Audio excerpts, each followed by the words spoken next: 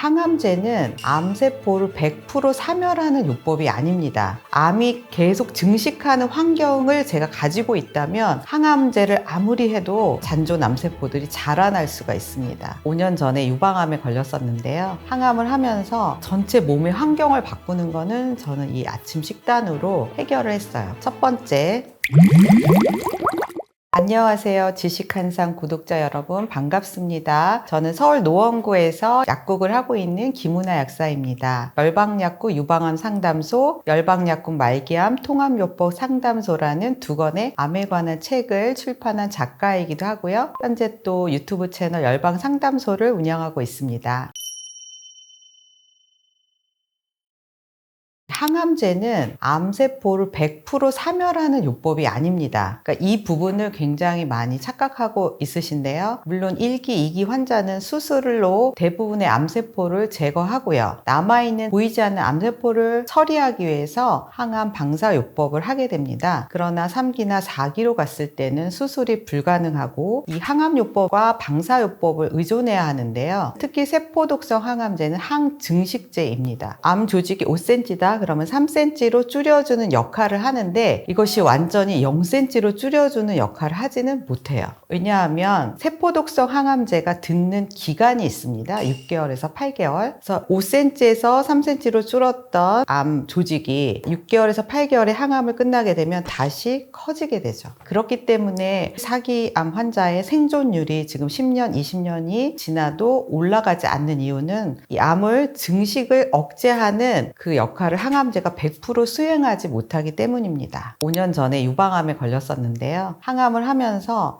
이 항암을 하는데도 제 암이 줄어들지 않는 것을 발견하고 항암 중반부터 시작한 식단을 지금까지 고수하고 있는데요. 100% 암을 예방한다고 할 수는 없겠지만 최소 57% 이상의 예방과 또 치료에 도움이 된다고 저는 보고 있습니다. 암이 오는 환경을 저는 바꿔야 된다고 생각을 하는데요. 암이 계속 증식하는 환경을 제가 가지고 있다면 항암제를 아무리 해도 잔존 암세포들이 자라날 수가 있습니다. 저는 환자들한테 말하고 있는 4가지가 있습니다. 첫 번째, 산성 환경. 두 번째, 염증 환경. 세 번째, 저산소 환경. 네 번째, 저체온 환경. 이것이 바로 암이 잘 자라는 환경이 됩니다. 그래서 오늘 여러분들에게 제가 전하고 싶은 거는 산성 환경, 염증 환경을 개선하라. 그런 개선하는 식이요법, 식사요법을 통해서 우리 몸에 혹시 있을 암세포들을 더 이상 자라지 못하게 하는 환경을 만들라. 이것이 오늘의 핵심 전달 내용입니다.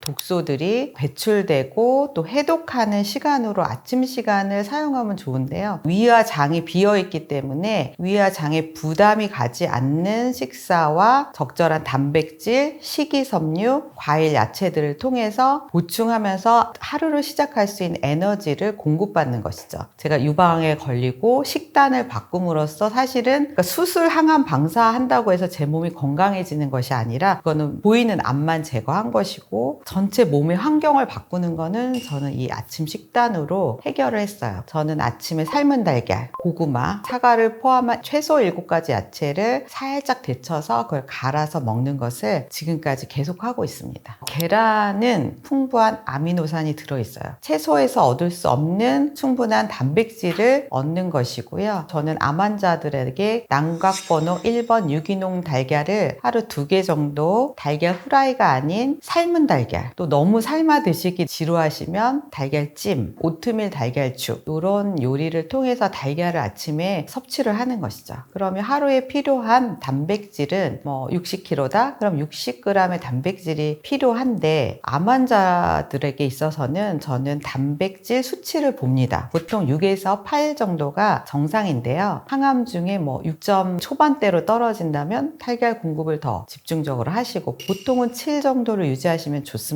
고구마에는 이눌린이라는 항암 성분이 들어있어요. 저는 정말 고구마 매니아인데요. 짝으로 시켜놓고 중짜 이하의 거를 아껴서 소중하게 먹는데요. 제가 과일 야채식을 하지만 과일의 양을 너무 과하게 먹을 수가 없어요. 정상인이라면 과일을 충분히 많이 드셔도 되지만 이미 암이 오신 분들은 중성지방이 너무 올라가고 혈당이 올라갑니다. 그래서 고구마를 택하고 과일의 양은 엄청 줄여요. 그러니까 하루에 사과 하나 분량을 아껴서 나눠서 먹는 거예요. 탄수화물을 또 섭취를 해야 되잖아요. 탄수화물로 고구마나 단호박을 저는 선택해서 찜기에 살짝 쪄가지고, 그러니까 저는 모든 요리가 거의 찜기에서 이루어져요. 달걀 밑에다가 물에다 놓고 삶으면서 고구마나 단호박을 올려놓고 찌면 돼요. 또 그렇게 할 때 야채들도 있죠. 브로콜리, 양배추, 당근도 그 한쪽에다 찌면 요리가 아주 심플하면서도 건강한 식단을 할 수가 있어요. 사과는 정말 보물과 같은 그런 과일이죠. 사과에 여러 좋은 폴리페놀 성분도 있지만 더 강조드리고 싶은 거는 사과는 껍질째 섭취를 하셔야 돼요. 과육은 달죠.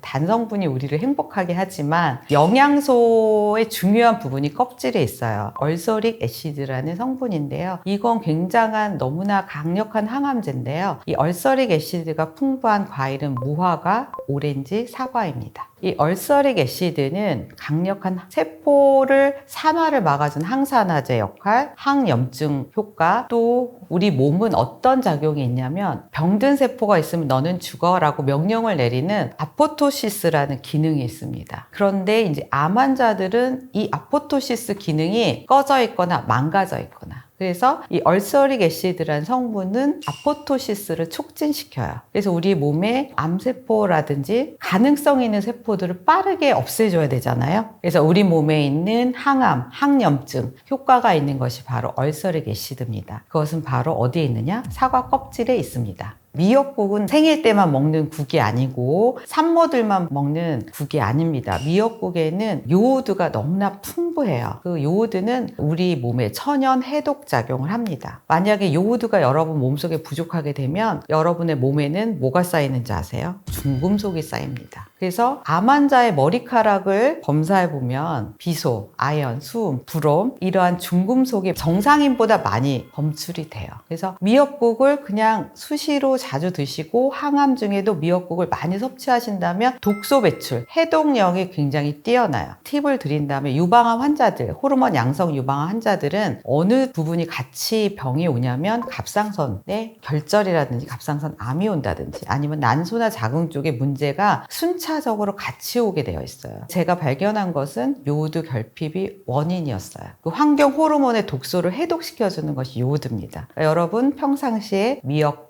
해조류, 그것에 있는 후코이단이 강력한 항암 작용을 하기 때문에 많이 섭취해 주시고요. 그러나 이제 병이 너무 진행이 되셨다면 요오드 요법을 전문 약사님들과 상의하셔서 섭취하시면 좋겠습니다.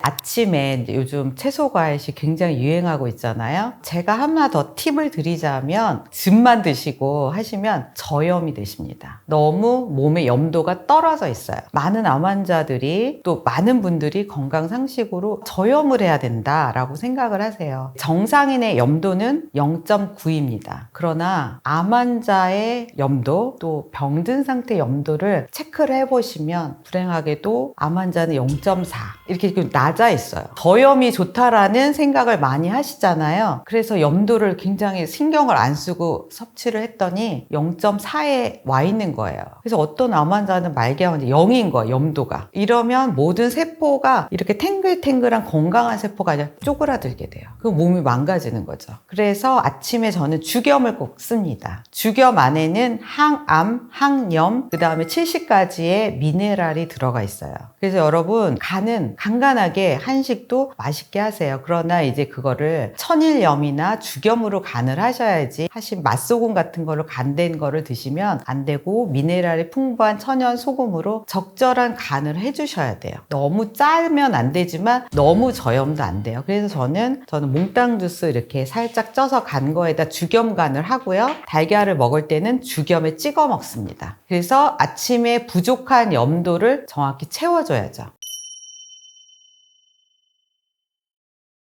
제가 상담하는 환자들한테 조금 분위기를 업시키기 위해서 저의 30대 후반의 사진을 보여드려요. 그러면은 너무 놀라시면 입을 가리면서 헉 이러시거든요. 30대의 사진이 제가 50대 지금보다 좀 나이가 더 들어 보일 정도로 제가 비만했어요. 엄청난 비만. 지금도 사실 날씬하진 않지만 지금보다 10kg 이상이 불어 있었어요. 그래서 이 식단을 제가 하면서 저절로 감량이 된 거죠. 그리고 점심 저녁은 조금 자유롭게 먹는 거죠. 점심은 뭐 한동안은 제가 도시락을 싸갖고 갔지만 요즘 같은 경우는 뭐 식당에서 매식을 하죠. 비빔밥도 먹고 된장찌개도 먹고, 그래서 점심을 그렇게 한 끼 정도는 탄수화물도 먹고 여러 반찬을 다 먹는 한식을 하고, 저녁에는 또 와서 또 가볍게 먹습니다. 그래야 이 중년 이후에는 주로 뱃살에 붙잖아요. 이거를 억제하기 위해서는 여성 호르몬이 없으면 몸은 여성 호르몬을 달라고 외치는 거죠. 그래서 지방에서 여성 호르몬이 많이 만들어져요. 그래서 뱃살로 주로 붙습니다. 몸은 살려고 뱃살을 늘려서 에스트로겐을 원하고, 저는 또 호르몬 양성 유방암이었기 때문에 에스트로겐을 제한을 해야 돼요. 암의 재발을 막기 위해서. 그래서 이 식단을 계속 하고 있어요. 그래서 피부도 좋아지고 빛나는 톤을 갖게 된 거죠. 근데 저한테 오시는 환자분들도 남자분들인데, 이렇게 제가 가이드한 대로 저희가 쉽게 몽땅 주스라고 얘기하는데, 이걸 섭취하신 분들이 딱 한 3달 오시면 얼굴빛이 달라져요. 맑은 톤. 그러니까 보통 암 환자들은 누렇고 까만 톤을 가지고 계시는데 밝은 톤이 되고 얼굴에서 빛이 좀 나게 되죠.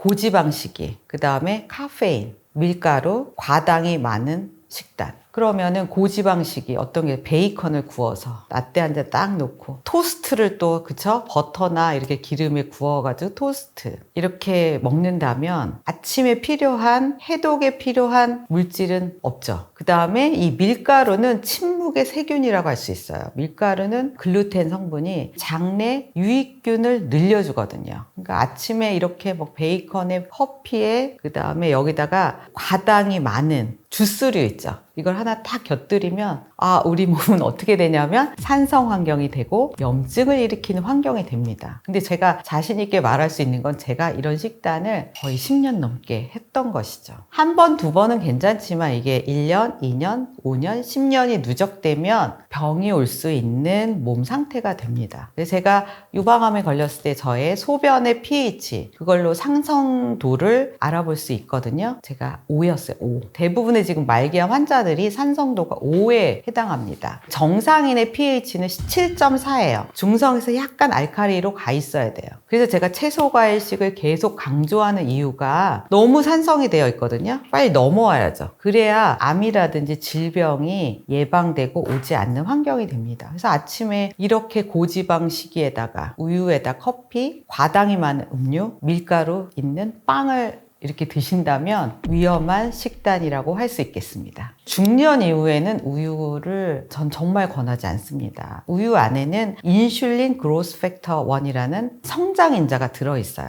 물론 유아기, 성장기에 있는 아이들은 성장을 위해서 우유를 어느 정도 섭취하는 게 필요하지만 이미 우리는 성인이잖아요. 더 이상 성장의 필요가 없습니다. 그러면 우리가 우유를 막 먹었을 때 어떤 걸 성장시키겠어요? 무한하게 자라는 거는 암세포가 무한 성장을 하는 세포예요. 우리 몸에는 하루에도 많은 수의 암세포가 생겼다가 세포 사멸 기능을 통해서 사라지는 거예요. 근데 우리 몸이 제거할 수 있는 암세포량보다 더 많이 생기면 이제 암이 생기는 거죠. 그거를 촉진할 수가 있어요. 그리고 제가 또 우유를 제한하는 이유는 몸을 산성화하는 식품이에요. 그럼 우리 몸은 알칼리를 원하는 거예요. 중성도를 맞추기 위해서 뼈에서 칼슘을 끌어내서 몸의 산성도를 맞추게 됩니다. 뼈 안에 골다공증 증상이 이제 시작이 되잖아요. 중년 이후에 급속도로 진행이 될 수가 있어요. 특히 유방암 환자들은 에스트로겐을 차단하는 항암제를 먹게 되면 골다공증이 자연스럽게 급속도로 더 빠르게 진행이 되기 때문에 유방암 환자들은 우유를 드시면 안 됩니다. 암을 걱정하거나 또 지금 투병 중인 분들이 계시다면 식단에서 야채의 양을 더 많이 늘리셔야 돼요. 그래서 저는 즙을 이용하지 않는데, 왜냐하면 식이섬유가 필요합니다. 어디에? 우리의 장에. 장의 유익균의 먹이가 바로 식이섬유고 우리 몸의 면역력의 80%는 지금 장에서 이루어지고 있거든요. 그래서 아침 한 끼로 하루에 필요한 식이섬유를 다 넣어주는 거예요. 그리고 여러분의 점심, 저녁은 조금 자유롭게 드셔도 됩니다.